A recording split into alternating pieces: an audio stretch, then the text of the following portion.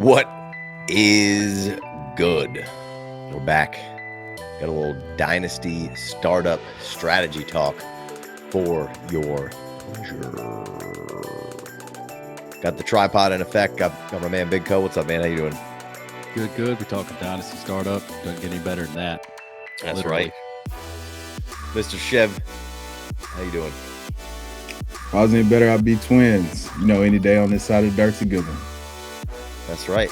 All right, let's jump into it. We got some Dynasty strategy talk. We're going to be hitting Dynasty strategy talk for the next month or two. A bunch of different variations and ways and forms to talk about this. So, Big Co, let's get some thoughts here on some Dynasty startup talk. Yeah, get it going right away. I like it. So the first thing I wrote in a little show sheet note that said I'm gonna just skip the intro stuff since it's like early June, late May here. And if you're listening to this right now, you're probably not a first timer. But then, Chev calls me this morning and we're talking through a startup of his and it's a start 12. So I'm like, all right, well, if you got a 12 team league and you got starting 12 guys, 12 times 12 is 144. And we go down there and you look at the 144th player off the board and your ADP, I don't necessarily know if I want that guy in my lineup every week. So it got me thinking about the show tonight. And I'm like, all right, so these days, 5 years ago, right, Casey, it was you had a quarterback, 2 running backs, 2 wide receivers, a tight end, 2 flexes was we got crazy. Getting into some right? wicked stuff now at this point. Yeah. Exactly. So 5 years ago, you threw 2 flexes out there at them, and that was a deep lineup. And now we got 3 wide receivers with 3 flexes. Like that's what Chev's in today. So like a start 12 league, like that changes the math, right? If you're in a league, if you got 4 flexes, a Superflex and 4 flexes, like you have to change. It's not the same strategy. So like I don't want to just shoot right in here and say, hey, start from the beginning. It should be obvious. Check your settings. First thing you do is go click the team button and see what your roster requires, right? I don't want to spend a lot of time on this, but it's very, very serious. I've heard people say, and then I realized we had to start 2 tight ends. And I'm like, let's find that out before we start drafting, right? If the 1-1 is on the clock, whoever's got the 1-1, the draft started, you might have got invited late. Let's just go ahead, see how many points per touchdown a quarterback gets when he throws one. If it's point per carry or not, I don't play in any point per carry league, but that does change the math. And it's very easy. Just go look at the stats from last year and you can click the flex button. It takes the quarterbacks out of play and you can compare notes, etc. So just know how many points, if full PPR, half PPR, running backs bump up a little bit. Full PPR mostly helps the wide receivers, but those running backs that catch a lot of passes, the CMCs and Jahmyr Gibbs, etc., just let's take a second to not brush past the fact that people do brush past that stuff. Mm-hmm. No, if your tight ends get a full point of premium, and every time your tight end catches the ball, it's 2 points. Get Brock Bowers the first chance you get. Okay, don't pass on Trey McBride ever. So just felt like I wasn't going to say that stuff, and then Chev starts talking about his start 12 league, and I'm like, geez, it's like if you have 2 wide receivers, if you have to start 2 wide receivers every week, it feels like there's a bunch of receivers. It feels like if my team's loaded, I can get by with, I don't have to have 17 receivers. Go ahead, Casey. Well, I just want to add to that, and we'll touch on this, I'm sure, multiple times throughout this offseason, the same spiel, right? Because you might not be watching the same one or whatever. You might be new, True. However it is. But when it is start 2 tight ends or point per carry or whatever, you can go find the settings from last year and see who scored what points. And then you can put that in an order. So now you can kind of figure out, even if you don't know, it's like before you do your draft, even if you think you should go look at that because that might change. You've been talking about changing the math. That might change the math for you too, right? All of a sudden you were thinking, hey, I'm going to go heavy this way. And then you look at it and you say, well, wait just a minute here. Yeah. These guys actually were here, and here, right? And so that might start equalizing some tier breaks that you had or some gaps in between some players or positions, right?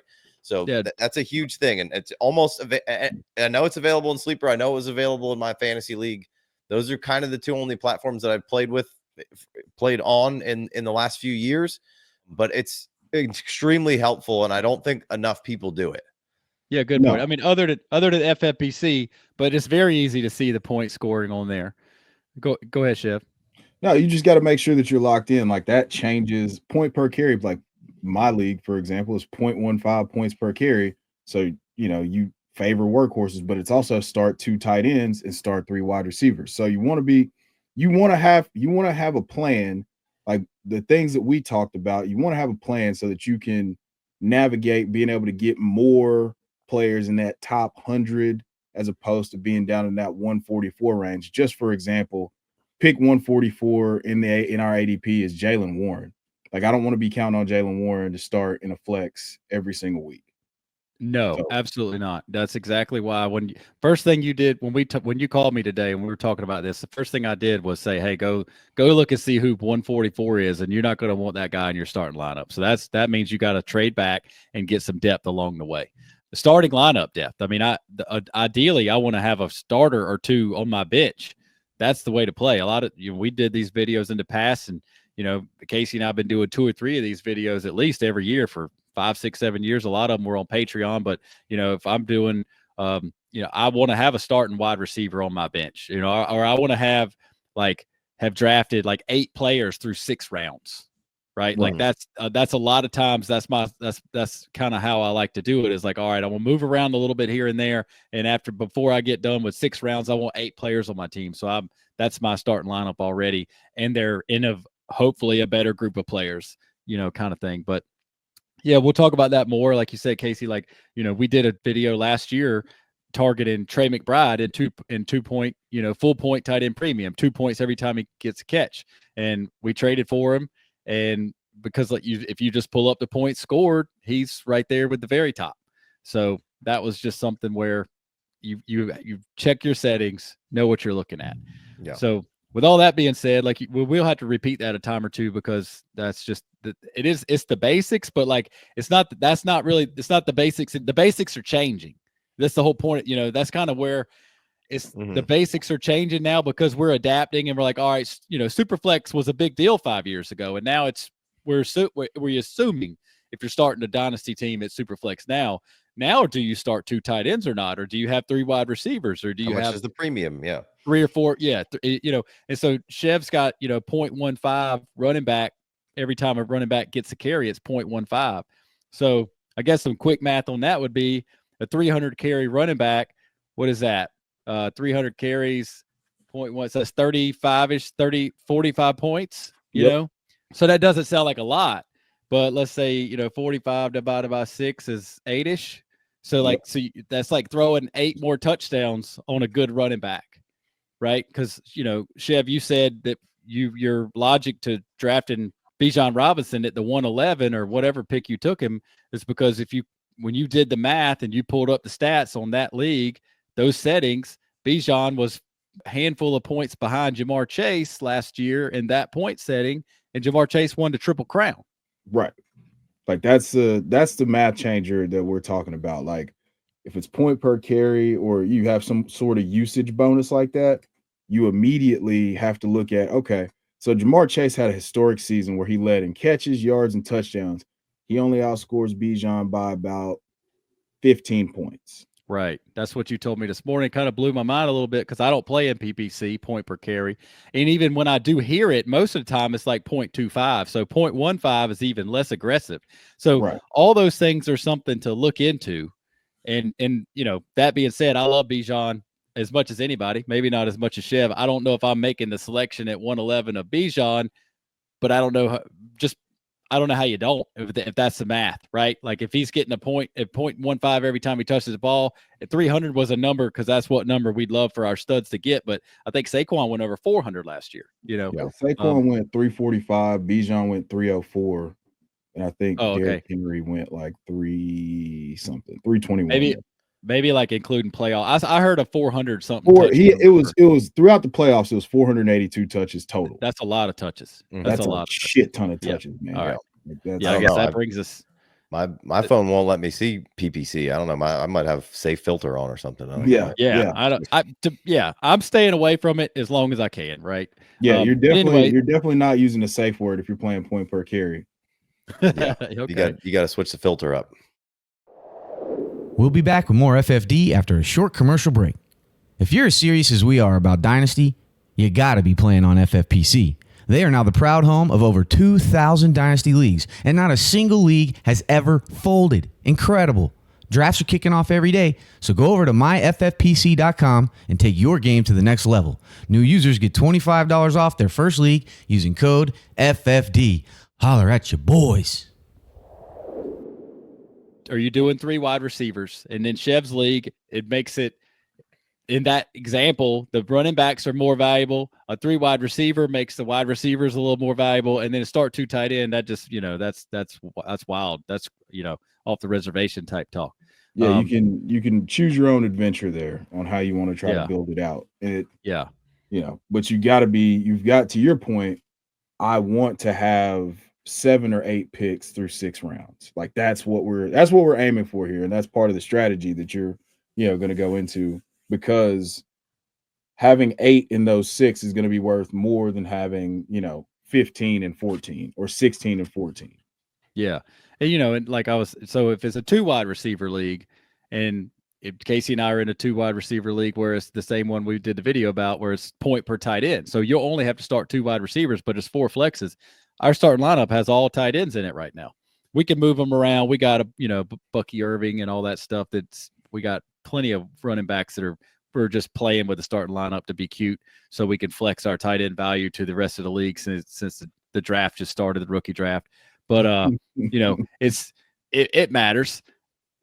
But so anyway, like the 2 wide receivers, if you're studded out in other places, like Jameson Williams is my 2nd wide receiver in a league, just like that. 4 flexes, tight ends everywhere. I got Brock Bowers, Dalton Kincaid, Trey McBride, Jonnu Smith, Hawkins. I got all the good tight ends in that league. It's point per tight end, extra point. So like my 2nd wide receiver is Jameson Williams. I was blowing people out of the water down the stretch last year when my team finally got right, and I traded for some running backs. I didn't have any running backs. It was only 2 years old. Anyway, you can play with your settings once you play with the settings, you can play with your starting lineup and how you want to do it. If it's a 3 wide receiver, I think I want something better than Jameson Williams for my wide receiver 2. Is where I was headed with that. Mm-hmm. So outside of all that noise, outside of what your scoring settings are and your starting lineup requirements, those are your 2 most important situations. So we got all that behind us finally. Again, assuming now that we're in the year of 2025, almost all startups are going to be Superflex. The quarterback is like your biggest decision difference maker in how you build your roster, right? Like that's based on your approach to quarterbacks. Like Jay Wayne, for instance. Jay Wayne's he's probably not leaving the 2nd round without 2 quarterbacks. That's just not how he wants to go. If he gets to the 3rd round without 2 quarterbacks, he's going to have a 2nd quarterback in the 3rd round. He just don't want to deal with it. And I respect that. Casey and I have been playing it a lot more loosey-goosey with the quarterbacks for a while. But what I realized is, again, if it's 2 flexes, if there's only 2 flexes, my quarterbacks mean more. In the 4 flex league or the 3 wide receiver, 3 flex, my quarterbacks mean less. So it took me a while to figure this out. It's fluid. We're trying to learn something every year. Like, it's all right. Well, I'm getting away with Brock Purdy. Brock Purdy looks like a stud in those leagues where I got 4 flexes and my whole roster is badass, but in my one league where I only have 2 flexes, Brock Purdy is my starting quarterback and it doesn't feel as good, because I don't have as much meat in that starting lineup to make up for the guys that have the Lamar Jacksons and that kind of, Jalen Hurts and Josh Allen and Joe Burrows. Now all of a sudden my Brock Purdy doesn't feel as good when I got a 2 flex league. So your quarterback decisions can be based on your starting lineup requirements as well, but some people just doesn't matter what the starting lineup requirements are. If Joe Burrow's on the board, they're drafting him. Doesn't matter what anything. And if that's the way you want to play it, just get to know your own strategy. You don't necessarily have to shoot for that 2nd quarterback right away. If, you got a chance to get a stud in the 2nd round, maybe you don't need to take Justin Herbert, and I'm going to have a hard time passing on Drake May at the end of the 2nd. Don't get me wrong. I'm going to have a real hard time not taking Drake May. But if I could stack up a stud or 2 in the 2nd and 3rd round, or ended up with, with a Jordan Love, Dak Prescott's going in the 6th round here, people. That's why we do the mock draft. That's why we do the live mock Mondays, right? Mock draft Mondays. If we do those live mocks and we look at it, and 2 weeks ago, Dak Prescott goes in the 7th round. Pickens gets traded. I think that was like the day after Pickens gets traded, so it didn't really filter through maybe. And then last week Dak is back up in the early 6th. So like 7th round Dak was too good to be true. Pickens gets traded to Dallas, and now you're changing what your ADP looks like, but there's some really good values at quarterback in 4, 5, 6. And do I want Jared Goff to be my first quarterback? Not really. But if I got 3 studs before I get to him, if I got myself a Neighbors in the 1st round, and I got myself a, Trey McBride in the 2nd round, and a Ladd McConkey in the 3rd round or something like that, all of a sudden my Jared Goff in the 4th round doesn't look as bad. Does that make sense, Casey? Yeah, for sure. I mean, of course it makes sense. He's been QB 7 in points per game the last 2 years. Well, but he did have the potentially best coordinator in the league face. Ben Johnson. I'm working on something here. If Ben Johnson, for any way, shape, or form, was held back even a little bit by Dan Campbell's rigidity towards being gritfulness, right? Like the man wears the hat that says grit. So like just if by chance Ben Johnson goes to Chicago and there's like another level of brilliance because Dan Campbell was like, whoa, Bo, that looks great on the whiteboard, but let's make sure David Montgomery gets his 15 totes too, because we're going to smash him in the mouth. That we got Penei Sewell. I want you running it behind Sewell 18 times minimum.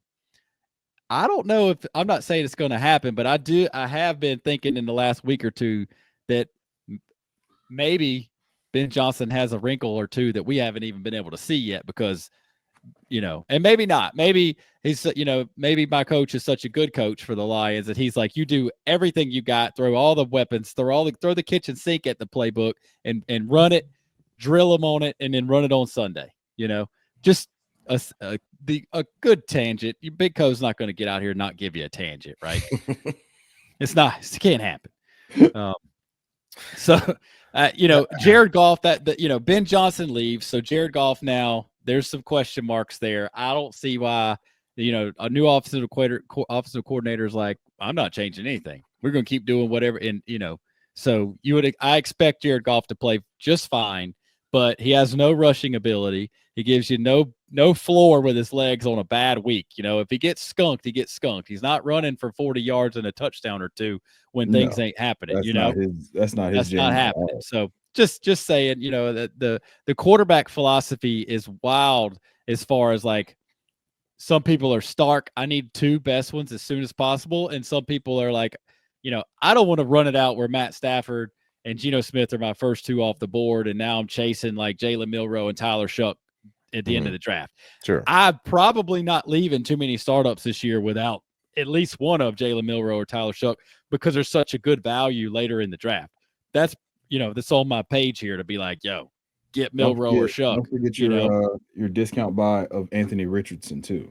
Oh, mid to late round Anthony Richardson into 10th is free quarterback upside. I mean, there's the downside. Yeah, there is downside. Yeah, there. Yes, but I'm still taking him in the 10th. Casey, what you got to add to that?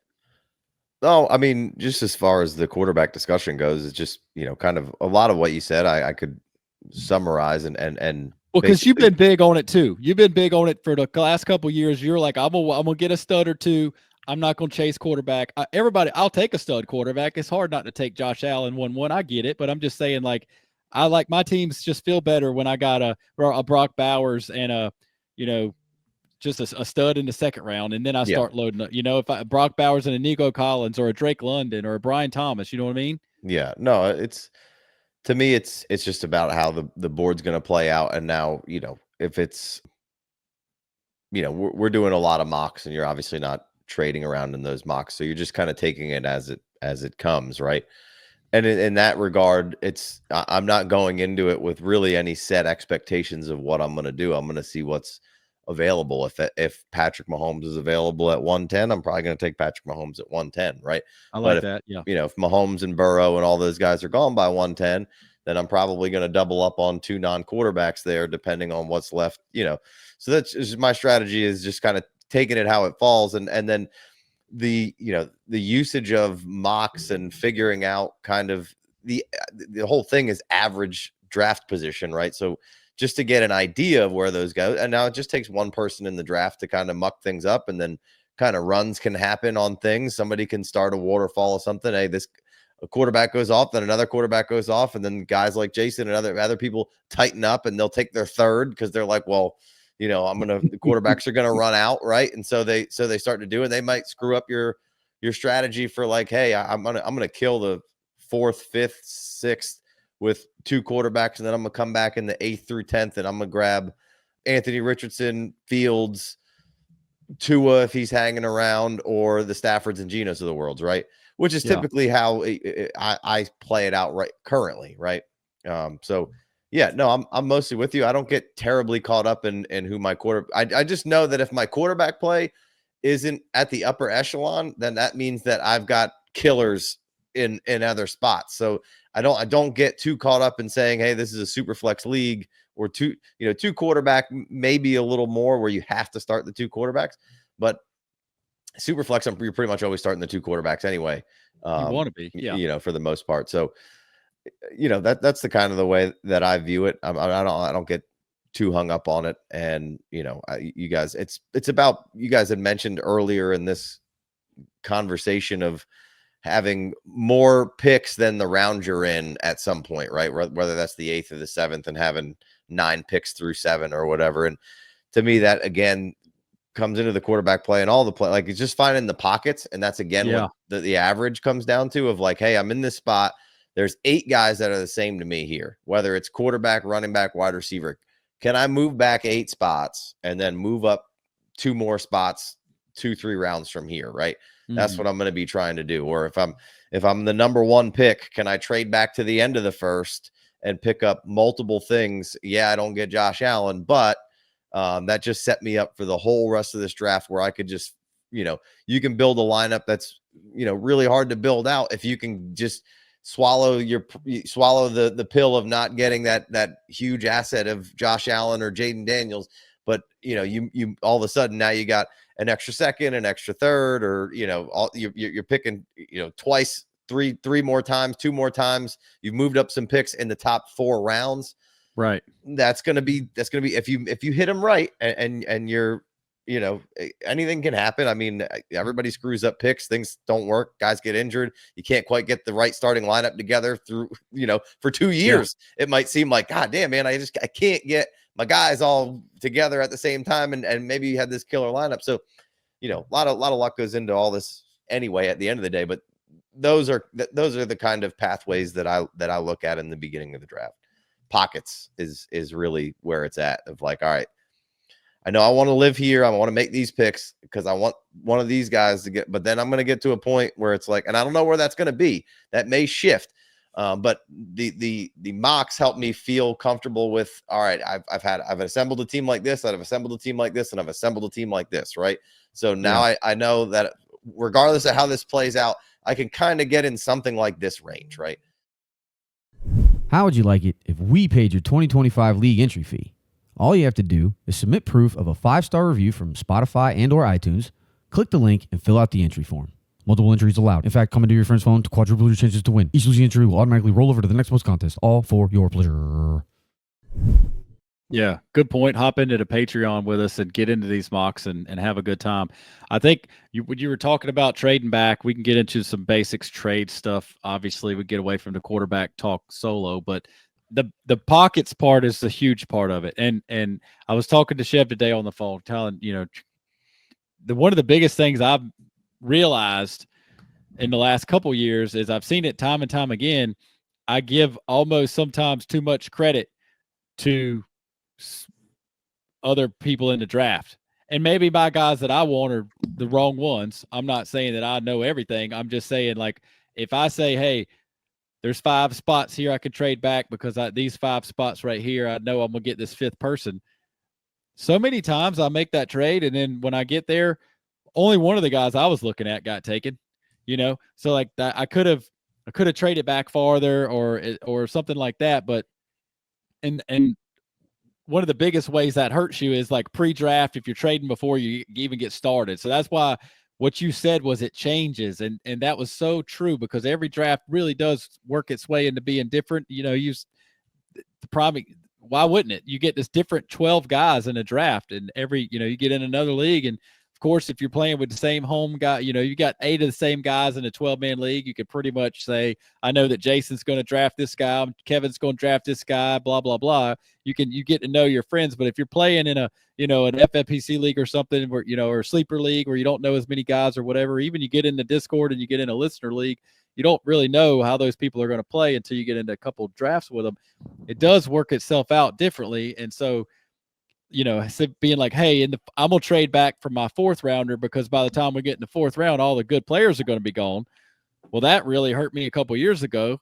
And I've traded my 4th rounder pre-draft. And after it got going, I realized about halfway through the 3rd round, I was like, I really screwed up. I traded my 4-2 before we got started, and it ended up being like CeeDee Lamb was there. And I was like, there's no ways, I went through and I had my number of guys that I wanted to pick and got down far enough. It's like, all right, well, those guys are going to be gone, and they were not. So just don't give up too, but don't give credit where credit's not due yet, Yeah.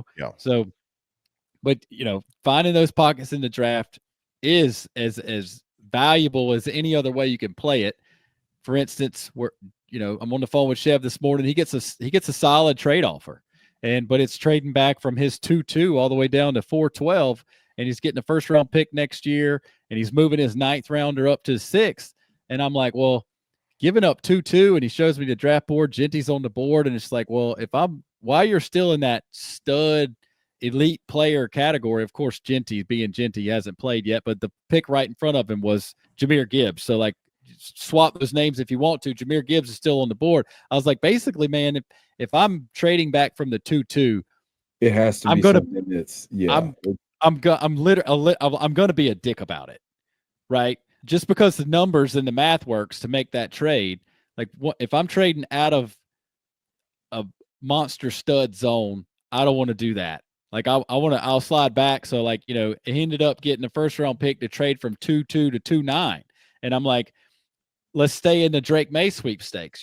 Drake May are better, and you get a 1st round pick. That's because it's that big start 12 league we were talking about. So now that doesn't help him this year, but now he still gets a pick at 2-9. He's going to get a stud player at 2-9 if he, as long as you don't blow that pick, but we don't know if you're blowing it until later. But and now he's got an extra player on his draft board next year. It's just a rookie pick that he could be liquid with. So like, just trading in and out of the pockets to me is like, all right, well, trading down in a tier is like the name of the game, and everybody talks about that. But like, knowing when to trade up into a tier is another big part of it. Just being like, hey, I'm 4 picks away, and if I trade in right now, like after if like Rashee Rice is on the board, and then for me there's a big teardrop or whatever. If you're like, if there's another half round goes by, like if Xavier Worthy is that guy for you, and you're like, I'm 4 picks away. The next guy has got 2 quarterbacks and a tight end, and maybe he's got a running back, maybe he's got 1 wide receiver, but he's not looking at quarterbacks because he's already got 2. Maybe he is, maybe he's not, but most likely one of the guys is looking wide receiver, and you just et cetera. So like, all right, well, I can give up a little bit somewhere to go up and get this wide receiver right here or whatever the player may be before I feel like that drop happens. So trading back is definitely building equity and making your team better theoretically, but also knowing when and how to trade up is a big part of it as well. And I'm going to try my best I'm going to trade up and use my draft picks in the current draft and move those down a little bit, because again, like, I know this is a crazy stat that I can throw out because it's almost 10 years old, but like, Casey and I were in an FFPC draft, 8-9 years ago, when Sterling Shepard was a rookie. We were in 2 FFPC drafts at the same time, and one of them, Sterling Shepard, goes in the 3rd round, and one of them goes in the 7th round. So the reason I use that, because it really happened to us in $250 leagues, the reason I say that is because I don't want to give somebody my 2nd round pick next year in a startup to move up 4 or 5 spots to just, grab, Rashee Rice because he's my last favorite wide receiver. I want to trade my 6th, 7th rounder, my 7-2. Let me trade you back to 8-4. That's a range. It might be the exact same player. I might be targeting a guy at 7-2. He might still be on the board at 8-4, or I can move those picks around again later. So I'm really, as I've grown through this process of doing this so many times year over year, like I'd rather be the guy trading back 6 or 7 picks earlier in the draft, picking up a 2nd round pick next year. Obviously, I'm trying to get a first. Like that was a big time trade today for Chev when he traded back from 2-2 to 2-9 and got a first next year. He stays in a nice window of picks. And then, so I'm trying my best to find ways to get first rounders. I definitely am trying my best to hold on to my first rounder. Like there's many ways you can say I want to go and win now and not trade your first, because especially in the win now mode, people get a little over their skis sometimes and they really need that first round pick in a couple months, So that's just a couple of food for thought, and just kind of the way I want to hang on to my draft picks. I'll throw my 3rd out there if I need to, but also I'm going to try to pick up 2 or 3 more 3rds later. I mean, you get an 11th round and trade back to the 12th and pick up somebody's 3rd rounder. I'm going to try to stack as many draft picks as I can while I'm on they're never any cheaper. As soon as the draft is over, draft picks, rookie picks for next year are way more expensive. And there does come a time later on in the draft where it's really hard to get anything done like that. And you're basically, you're set in place, and what's going to happen is going to happen. But I'm going to try my best to trade back from, 7-1 to 7-8 and get a 2nd round pick. I'm going to try my best to trade back from 9-2 to 9-9 and get a 3rd round pick when it happens, in and out. And that's stack them up as much as you can. And because the more you get, the less other people have, you get into next year's rookie draft. And now you're able to really, have power and leverage. Yeah. Chev, would you like to talk on this episode? I mean, listen, like I said, we talked about this. We talked too much talking, Chev. My turn.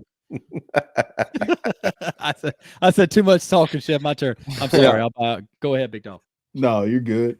Like we talked for about 45 minutes this morning because I was like, all right, let's, I really want to understand kind of the range in terms of where you want to be able to move, like where you want to be active and move back. But the best thing is to be able to, like you said, be able to acquire draft capital as you're moving back into these ranges, because you're doubling up, because you still might be able to get the guy, which I was going to take Genty at 2-2 because of the usage bonuses.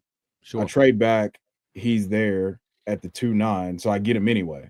No way. Start out, yeah. No way. Yeah. Yeah, it worked out pretty well. But worked out very well. Yeah.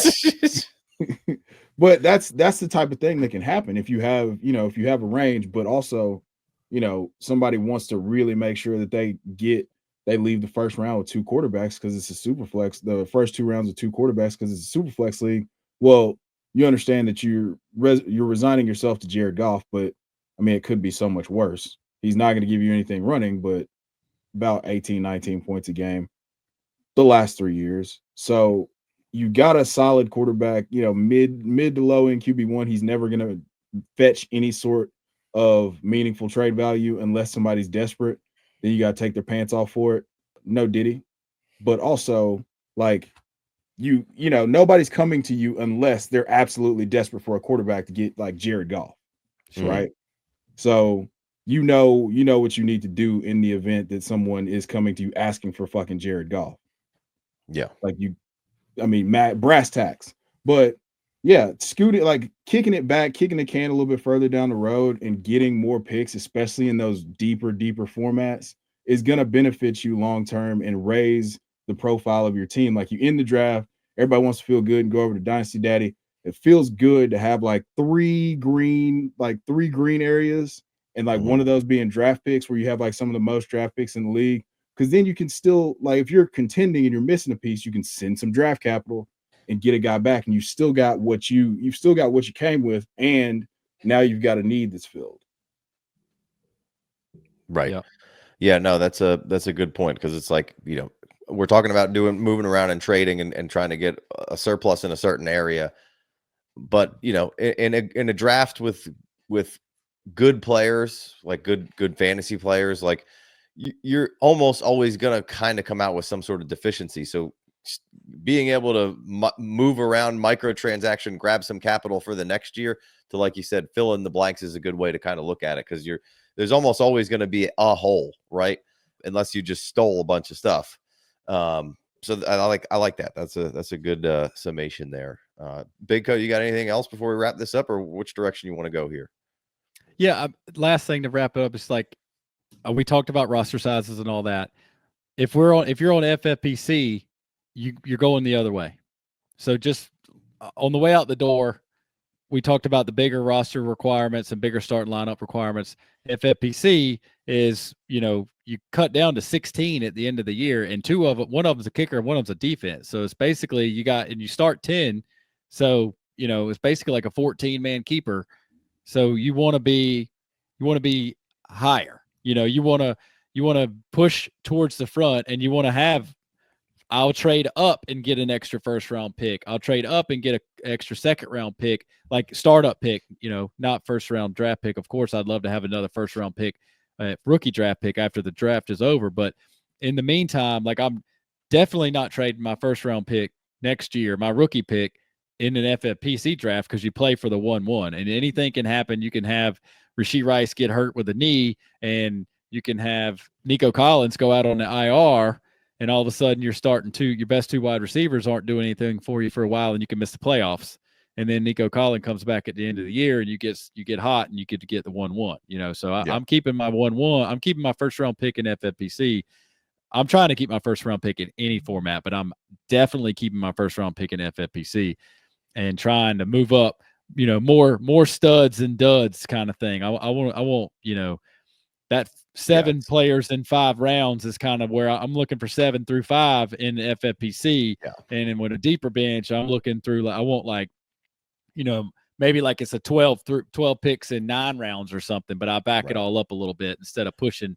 Once you push up to the top, it gets real expensive. Well, an FFPC goes back to knowing how it works, right? Because there's victory points, and then you also play for first round for your picks, right? So the champion of the losers bracket gets first round, right? So that's, again, goes back to kind of knowing that as well. So I think that's probably a pretty solid place to end this show, right? And FFPC, the smaller things, you kind of move to the stars and scrubs model a little heavier, right? The big home run swings on your bench, not a whole lot of depth a lot of the times, right? So yeah, definitely. All right, promo code FFD in FFPC. That's right. We got some more stuff coming your way for FFPC. We got a potential. We're in the middle of a rookie draft. Actually, let's take it to Patreon. That's a plug. Yeah, sure. I didn't actually even mean to do it, but I just was right. We're in a rookie draft, and somebody just threw Lamar Jackson on the block, and we're about to be up at 111. We got a killer team. Oh, I love it. All right, let's stop this video right now. I love it. Let me grab the phone here. Let me pull a little Schefter live TV. Y'all keep talking. I'll start doing what I do. We're going to go over to Patreon, and we're going to do a little best ball draft over there. Look around, talk some shit. Chev, man, tell people where they can find your League Champ app, man, and what's going on with it. So we're redoing the format to make it easier to put rankings in. You're just going to have to choose like this or that, and it's going to populate based on your choices. So you'll have a rankings template, and then you can kind of reorder it as needed. You can get that on the App Store or the Google Play Store. And then, as always, got the link tree, the Quantum of Chevis over on Twitter, the Twitter Xverse at Chev90 if you don't know. So that's it. All right, let's get the FF out of here. And if you're listening on the pod, 5-star review.